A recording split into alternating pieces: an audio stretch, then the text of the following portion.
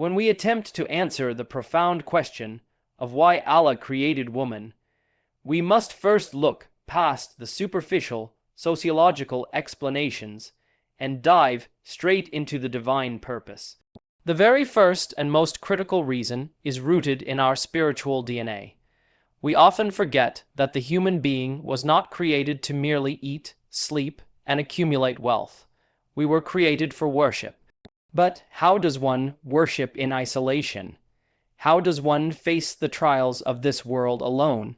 Allah, in His infinite wisdom, knew that the human soul requires a specific type of companionship to truly thrive spiritually. This is where the creation of woman becomes central to the very concept of faith itself. We are all familiar with the famous statement of the Prophet, peace be upon him, that marriage is half of one's religion. Have we ever paused to reflect on the sheer weight of that statement? It suggests that a significant portion of our spiritual journey, the purification of the soul, the practice of patience, the experience of selflessness, cannot be fully achieved in solitude. Allah created woman to be the anchor that facilitates this worship. Without her, the man is left in a state of restless agitation, unable to focus on his higher purpose because he is consumed by the void of loneliness. The creation of woman is the divine solution to human isolation, allowing the believer to find tranquility, or **sakina**, which is the prerequisite for true spiritual connection. This partnership is not merely a social contract, it is a theological necessity. Consider the Arabic word used in the Quran for wife, **zawja**.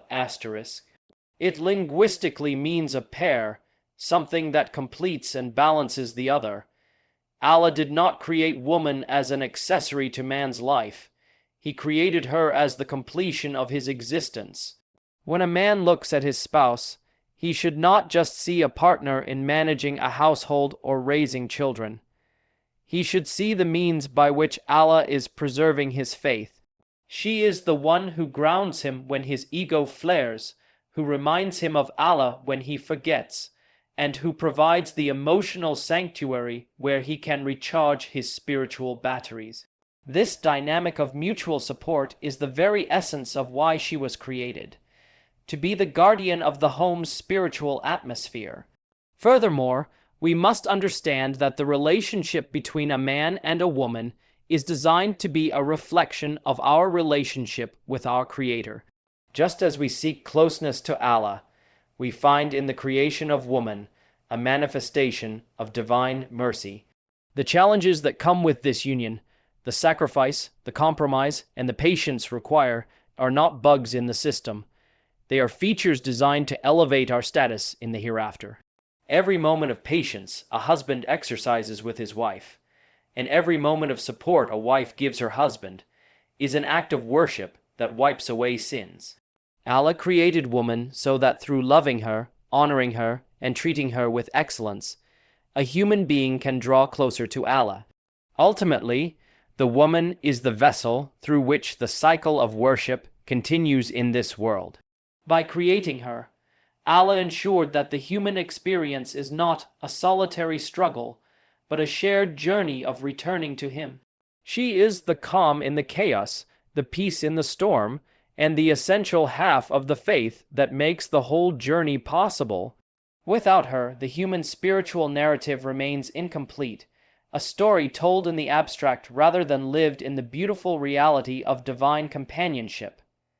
Moving from the spiritual purpose of her existence, we must also marvel at the magnificent theological method of her creation, which reveals the absolute power and majesty of Allah. When we study the Quran, specifically Surah An-Nisa, we are confronted with a foundational truth that shatters the misconceptions of history. Allah tells us that He created a single soul, Adam, and then from that soul, He created its mate. This is not a trivial detail. It is a profound statement about the nature of women and the power of the Creator. We often take this for granted, but imagine the sheer divine capability required to take a single being and extract from it another fully conscious, complex, and independent human being. This was not a case of mass production from dust. It was a miraculous extraction of life from life, demonstrating that Allah is indeed Al-Qawi, the all-powerful, capable of creating intimacy and connection through the very fabric of our biology. This narrative fundamentally elevates the status of woman. There is a dangerous narrative in some circles that suggests because woman was created from man, she is somehow secondary, derivative, or less in the eyes of the divine. But this is a flawed understanding of the Arabic language and of divine wisdom. When the Quran states she was created min, who from him, it actually indicates a shared essence. She is made of the same spiritual and emotional DNA. She is not a different species.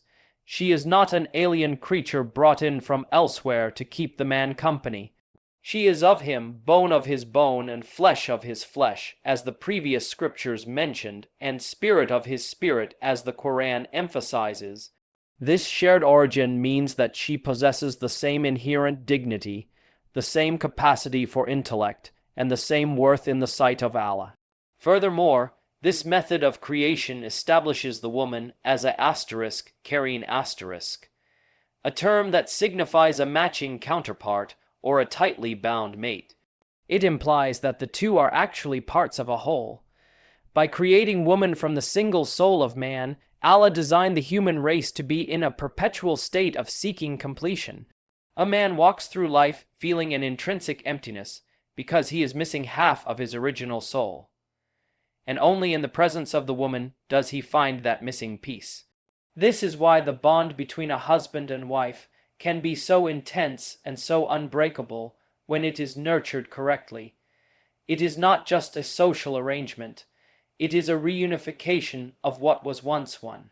The pull that a man feels toward his wife is, in essence, a pull back to his own origin, a return to the piece of the singular soul from which he was created. We must also reflect on what this says about the nature of Allah's creativity. He could have created Eve from the dust of the earth, just as he created Adam. He could have created them simultaneously at opposite ends of the earth, but he chose not to. He chose to create her from him to establish a precedent of interdependence. It teaches us that neither gender can survive or thrive in a vacuum, nor can they claim superiority over the other. How can the source claim to be better than the one who came from it? Or how can the one who came from it be lesser when she carries the same essence? This creation narrative is the ultimate dismantling of misogyny. It is a declaration that the woman is an integral part of the human story, woven into the very fiber of man's existence. She is the silent half of the soul that was screaming for completion, and only Allah, in his infinite power, could have devised such a perfect mechanism for human unity.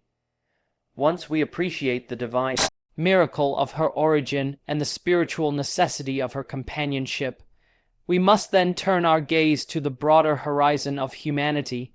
Why did Allah create woman in the specific physiological and emotional mold that he did? The answer lies in the preservation and continuity of civilization itself. It is a popular misconception to view the role of the woman as confined or passive, when in reality she is the primary architect of human society. Allah did not create woman merely to populate the earth. He created her to cultivate the souls that would inhabit it. This is a burden and a trust that is so heavy, so delicate, that Allah entrusted it to the specific emotional and biological constitution of the woman alone. Consider for a moment the Arabic word for the womb, *rahim*. It is derived from the same root as *ar-Rahman* and *ar-Rahim*, the most merciful. This is not a linguistic coincidence. It is a divine signal. Allah placed the center of human creation inside a vessel named after mercy. This indicates that the very foundation of human existence is meant to be rooted in compassion, and the woman is the custodian of this compassion. From the moment of conception, She is the physical protector of life, sacrificing her own comfort, her own nutrition, and her own body to ensure the survival of another. This biological reality is a reflection of a greater sociological truth.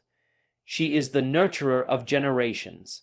Without her specific willingness to endure pain for the sake of new life, the story of humanity would end before it even begins. But her role as the nurturer extends far beyond the biological act of giving birth. It translates into the psychological and emotional tarbiyya, the upbringing and character building of every single individual. We often talk about the great leaders of our ummah, the scholars, the martyrs, and the reformers. But if you were to trace the lineage of their character back to its source, you would almost invariably find a mother. The first school a child attends is not a university or a madrasa. It is the lap of the mother. It is there that the seed of faith is planted, where the distinction between right and wrong is first clarified, and where the initial connection with Allah is established. Allah created woman with a unique intuition and a deep reservoir of patience, specifically, so that she could mold the raw clay of a child into a righteous human being. A civilization can have the best laws, the strongest economy, and the most advanced technology. But if the mothers of that society are broken or absent, the society will inevitably collapse from within. Furthermore, we must understand that the woman provides the necessary balance to the often aggressive and ambitious nature of the world. Men are generally driven by a desire to conquer, to build, and to provide. While these are noble traits when channeled correctly, they can lead to a harsh, ruthless world if left unchecked. This is where the woman's creation serves as the perfect counterbalance. She brings the empathy, the emotional intelligence, and the nurturing spirit that softens the rough edges of society. She is the one who teaches the future generation that power is not everything, but that kindness, dignity, and mercy are paramount. By creating woman, Allah ensured that the world would not just be a place of survival of the fittest, but a place where the human spirit can flourish with gentleness and love. Ultimately, the stability of the entire human race rests upon the shoulders of the woman. She is the anchor that keeps the ship of humanity from drifting into the sea of moral chaos. Every doctor, every leader, every father, and every believer walking this earth is a testament to the success of a woman's nurturing. She is not just a part of the community. She is the very root from which the tree of civilization draws its life.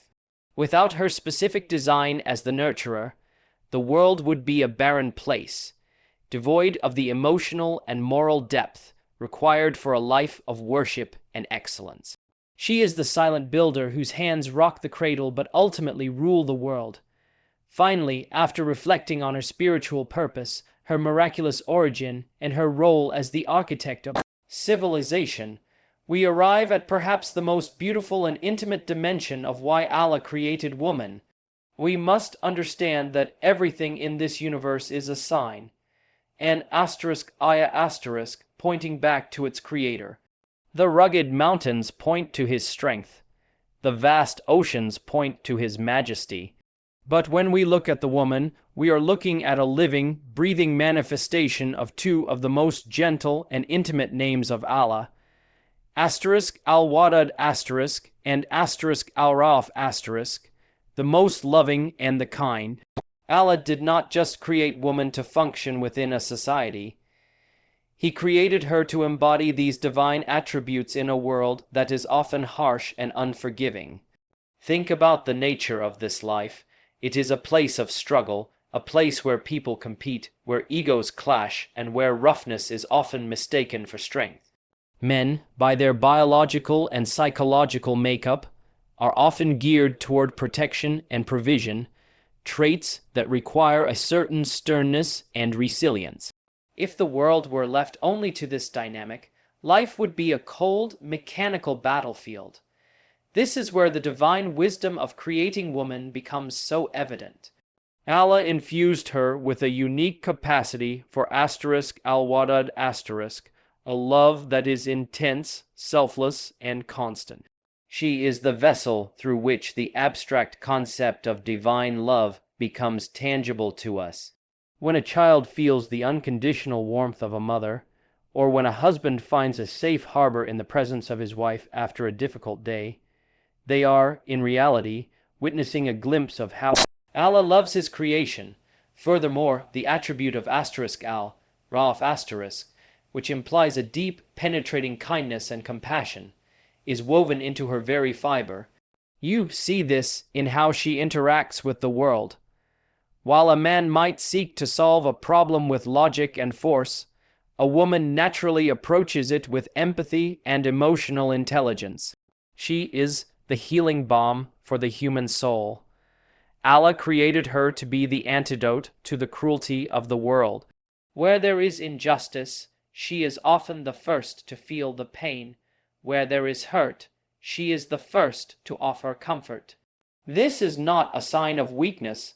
It is a sign of immense spiritual strength, because it takes more power to be gentle in a violent world than it does to be violent. Her tears, her compassion, and her softness are not flaws to be corrected, but are divine gifts to be cherished, for they reflect the mercy of Allah. This manifestation of divine names also serves a crucial purpose in our own theology. It is easy for us to conceptualize Allah as a judge or a ruler, but sometimes we struggle to feel his closeness and his tenderness. By placing women in our lives, mothers, daughters, wives, sisters, Allah gives us a reference point for his own gentleness. When we experience the patience of a woman, the forgiving nature of a mother, or the enduring support of a wife, we should recognize that these are reflections of the Creator's qualities. She acts as a mirror, showing us that Allah is not just distant and majestic, but also close, loving, and incredibly kind. In a sense, the woman is the earthly representative of Allah's Rama mercy. Without her presence, our understanding of who Allah is would be incomplete, skewed only towards power and justice without the balancing force of love and compassion. Ultimately, Allah created woman to teach the world what love truly means. In a society that often confuses love with desire or transaction, she stands as the bearer of authentic, sacrificial love. She is the physical proof that Allah is al-wadad filling the emptiness of the human heart with a care that mirrors his own. She is the gentle rain that falls on the hardened earth of this world, bringing life, softness, and beauty to a landscape that would otherwise be barren. To know a righteous woman is to catch a glimpse of the divine mercy that awaits us in the hereafter.